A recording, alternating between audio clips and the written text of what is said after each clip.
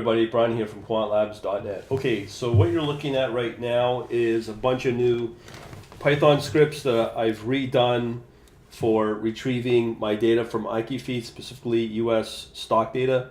I'm going to show you what it entails, as well as this pretty cool metrics file for stock performance.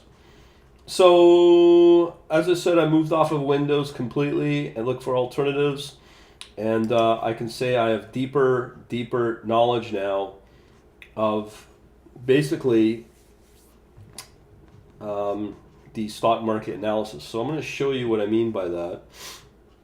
If I come under here where my script is, just give me a second here. So what we have here is we've got a folder called IQFeed. This, what you're seeing here, retrieving MEG, is what's being retrieved from IQFeed live. Well, not really live, but what it is it will go out and grab you. I'll just show you the first occurrence. And what it does, it will go out, retrieve the last year's 1 minute worth of market bar data. So as we load her up, so today is the 14th, go all the way back to a year ago, grabs the open, high, low, close, volume, and I can't remember what this field is, but it goes all the way to the most up-to-date end of market for market data. Now that's all fine and good, but the cool part is it will grab, there's about, I think I mentioned in a previous video, about almost 4,000 of these. So I'm still trying to optimize the Python scripts because it's so much data it's working with, it can crash the Python interpreter. So I'm trying to figure out how to optimize it so it can complete.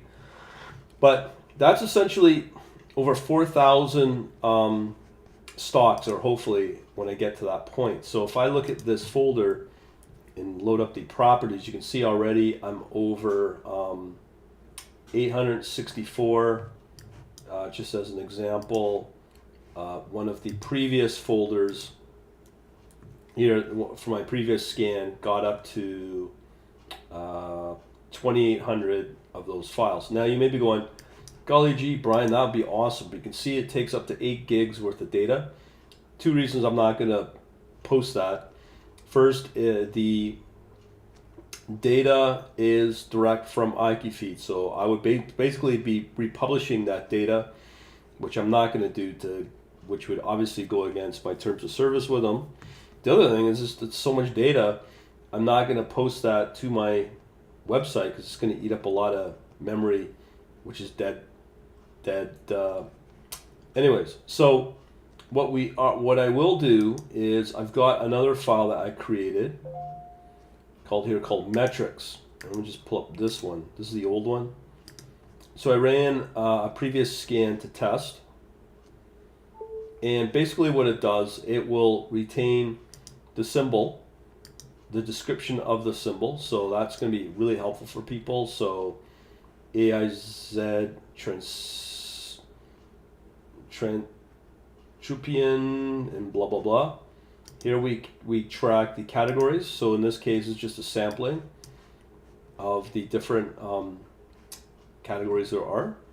But here's the cool part: is that what it will do is it will calculate these metrics: beta, alpha, R squared, volatility, and momentum for that data I just showed you. So it's going to use the 1 year's worth of data, minute data, to calculate these metrics. Again, beta, alpha, R squared, volatility, and momentum. Okay, so that's what's being generated. This file I will post. Don't ask me how often it will get posted, just depends upon the scanning and if people are actually using this. But I could imagine this will be very, very useful for people. Specifically, obviously, this data here, and it's for the last year, again, on minute data. And the question is, which I'm hoping to do a webinar on, is to again pick out the long and short for each category. So in this case, these 10 right here, which ones would you pick using, these 10 right here, because they're all from the accident health insurance as an example, use this data to pick out the long and short. 10 of what I've set it at is to sort on beta and momentum. And so far it looks pretty good. The other thing we could factor in, and again, this is all trial and error, is volatility. Do you want to include only the least volatile as part of that selection process for the long and short? I'd be interested to hear what people have to say, what they would use. As I said, I'm going to do a webinar on this as well. So let me know what you think. Over and out.